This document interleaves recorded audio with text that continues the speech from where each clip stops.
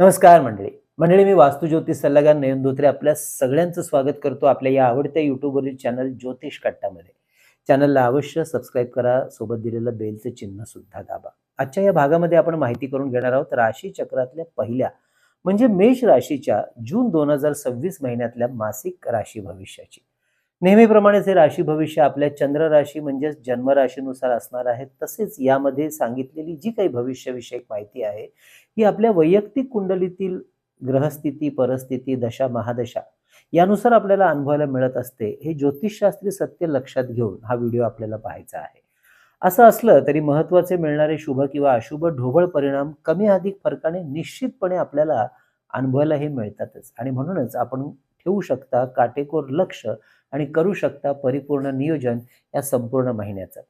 व्हिडिओच्या नंतरच्या भागात आपण जाणून घेणार आहोत या महिन्यातले म्हणजेच जून महिन्यातले शुभ आणि अशुभ दिवस अगदी दैनंदिन राशी भविष्याप्रमाणे. म्हणजेच या एकाच व्हिडिओमध्ये आपण दैनंदिन व मासिक राशी भविष्य या दोन्ही राशी भविष्याचा वेध घेणार आहोत. तसेच शुभ परिणाम वाढवणारे आध्यात्मिक उपाय व्हिडिओच्या शेवटच्या भागात, तेव्हा व्हिडिओ अगदी शेवटपर्यंत संपूर्ण अवश्य पहा. मंडळी, याच व्हिडिओच्या खाली काही महत्त्वाचे व्हिडिओ म्हणजेच विवाह, करिअर कसे निवडावे, तर जून महिन्यातले शुभ मुहूर्त याबद्दलचे आणि आपल्या राशीबद्दलच्या माहितीचा व्हिडिओ, असे काही महत्त्वाच्या व्हिडिओंची लिंक खाली दिलेली आहे. ते व्हिडिओ सुद्धा आवर्जून पहा. अतिशय महत्त्वाचे व्हिडिओ आहे. चला तर मग जाणून घेऊया आजच्या या भागामध्ये जून महिना आपल्या राशीसाठी नक्की काय सांगतो आहे. शनी ग्रहाच्या या 7.5च्या आपल्या मेष राशीच्या या काळात बऱ्याच गोष्टी मनाच्या विरुद्ध घडताना दिसत असतीलच. मात्र हा महिना आपल्यासाठी काही शुभ परिणाम मिळवून द्यायला मदत करणार आहे. कारण आपल्या राशीचं स्वामी ग्रह मंगळ, हा मंगळ ग्रह महिन्याच्या पहिल्या पंधरवड्यात म्हणजेच 20 जून पर्यंत कुंडलीच्या पहिल्या घरातून आपल्याच मेष राशीमधून स्वराशीमधून आणि त्यानंतर कुंडलीच्या दुसऱ्या घरातून म्हणजे धनस्थानातून वृषभ राशीमधून गोचर भ्रमण करत राहणार आहे. जो आपल्याला आपल्या कामातली ऊर्जा वाढवायला, आपल्या कामाचा वेग वाढवायला आणि रखडलेल्या कामांना गती मिळवून द्यायला खूप सुंदर अशी मदत करणार आहे. विशेष करून जमीन जुमल्याची जी काही कामं असतील, कुटुंबातील काही महत्त्वाची कामं असतील, भावंडांशी मिळते-जुळते घेण्यासाठी हा मंगळ ग्रह या संपूर्ण महिन्यामध्ये आपल्याला पहिल्या आणि दुसऱ्या घरातून अगदी मनासारखी साथ द्यायला मदत करेल. पर्यायाने आपल्या आर्थिक विवंचना कमी करायला सुद्धा त्यामुळे मदत होईल. तेव्हा हा संपूर्ण महिना आपल्या आर्थिक प्रगतीचा, चांगल्या शुभ परिणामांचा निश्चितपणे राहणार आहे. या मंगळ ग्रहाला साथ मिळणार आहे ती म्हणजे चतुर्थ म्हणजे सुखस्थानात येणाऱ्या गुरु ग्रहाची. कारण हा जून पासून येतो आहे. आणि पराक्रम आणि धनस्थानातून गोचर भ्रमण करणारा रवी, बुध, शुक्र या ग्रहांची सुद्धा. यामुळे सरकारी कागदपत्रांची कामं, आर्थिक व्यवहार, पैशाचे व्यवहार सुद्धा मार्गी लागायला खूप सुंदर अशी मदत होणार आहे. विशेष करून बँकेचे लोन, रखडलेले आर्थिक व्यवहार, जुनी उधारी आणि उसनवारी यांच्या वसुलीसाठी केलेले प्रयत्न, यासाठी जर योग्य ती मेहनत आपण घेत आहे तर बऱ्याच प्रमाणामध्ये चांगलं यश हाती लागेल. बुध ग्रह त्याच्या स्वतःच्याच राशीमधून 22 जून पर्यंत कुंडलीच्या तिसऱ्या पराक्रम स्थानातून भ्रमण करणारे, ज्याचा लाभ जी मंडळी printing press, multimedia, travels and tourism, publication, social media, जागांचे मध्यस्थ एजंट म्हणून जे काम करतायत, इव्हेंट मॅनेजमेंट यामध्ये कार्यरत आहेत, त्यांना मोठ्या प्रमाणामध्ये होईल. तर ज्यांना जमीन जुमल्यामध्ये नवीन गुंतवणूक, खरेदी विक्री, बांधकाम या संदर्भातले निर्णय घ्यायचे आहेत, त्यांच्यासाठी सुद्धा हा महिना बऱ्यापैकी शुभ राहणार आहे. मात्र 3 गोष्टी प्रामुख्याने जपायच्या आहेत. एक म्हणजे कोणत्याही व्यवहारात पूर्ण माहिती घेऊन, योग्य व्यक्तींचं मार्गदर्शन घेऊन, बिलकुल घाईगडबड न करता निर्णय घ्यायचे आहेत. राशीला आलेला चौथा गुरु कार्याची व्याप्ती आणि संधी वाढवेल, मात्र त्याचबरोबर कामाचा व्याप आणि दगदग सुद्धा वाढवेल. त्यामुळे कामाचे योग्य नियोजन करूनच कामाची सुरुवात करणं, निर्णय घेणं गरजेचं राहील. उतावळेपणा सर्व चांगल्या गोष्टी बिघडवू शकतो. ही झाली दुसरी गोष्ट. तर तिसरी म्हणजे स्वतःच्या रागावर आणि बोलण्यावर सुद्धा नियंत्रण ठेवायचं आहे. त्यांच्या मूळ कुंडलीमध्ये गुरुग्रह शुभ आहे. त्यांना राशीला चौथा आलेला गुरुग्रह उच्च शिक्षणासाठी, नोकरीसाठी, व्यवसाय, कामधंद्यासाठी, परदेशाची संधी निर्माण करणारा राहणार आहे. त्या दृष्टीने अवश्य योग्य ते निर्णय या महिन्यात आपण घेऊ शकता.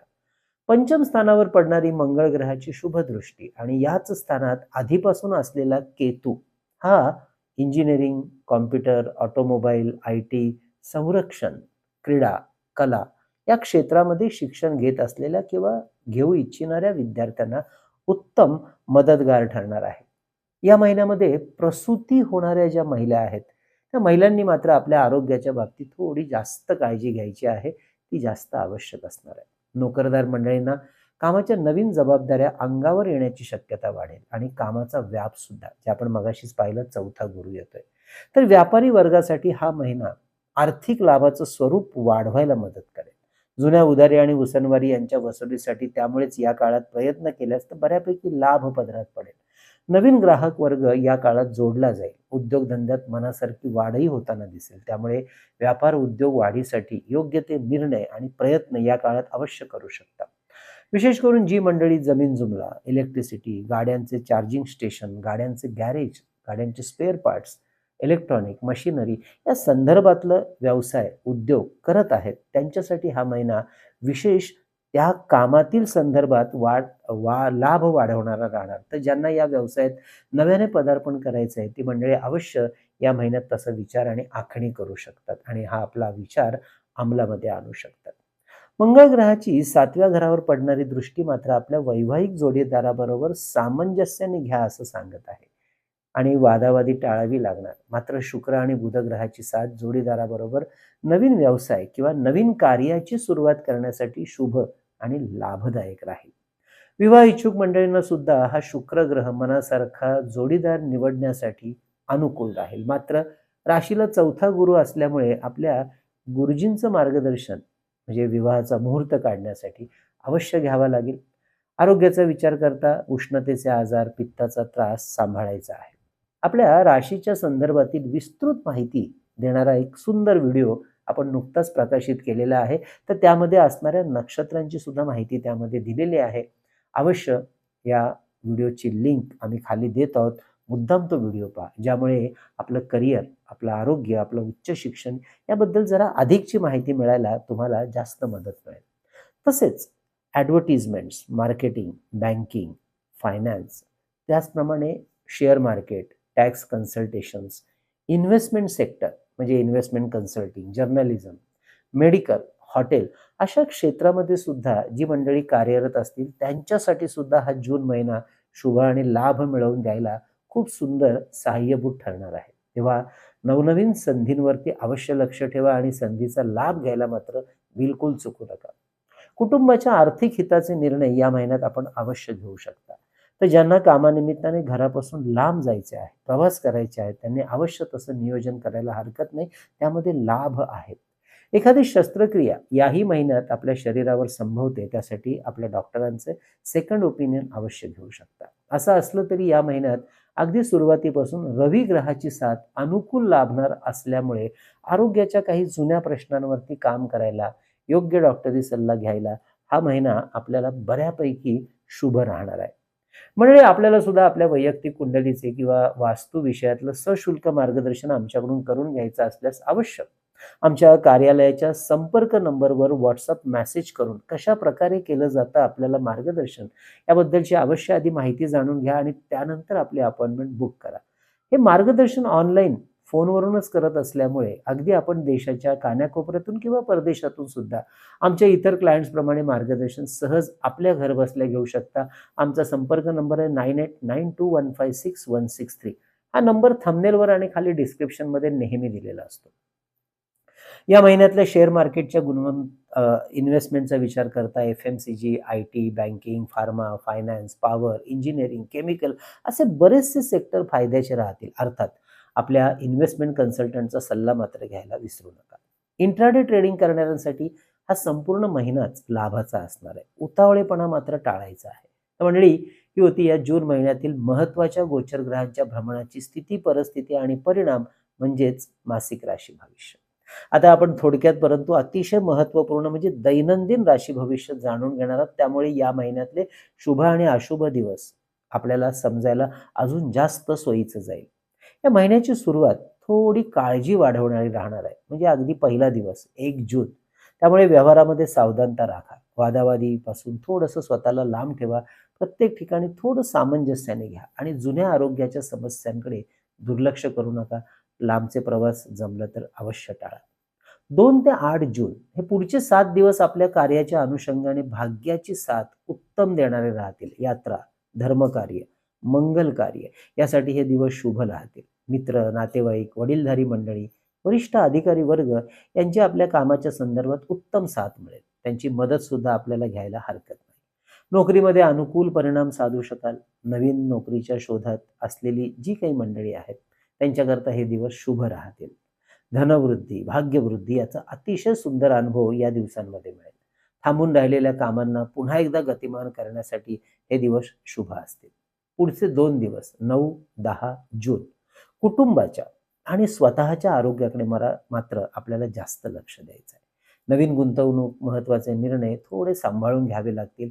या काळात उसनवारी आणि उधारी टाळा. देणं आणि घेणं दोन्ही सुद्धा. परदेश गमनाची संधी मात्र या दिवसात घेऊ शकता. थोडे आर्थिक खर्च वाढतील, त्यामुळे अनावश्यक खरेदीला आळा घाला.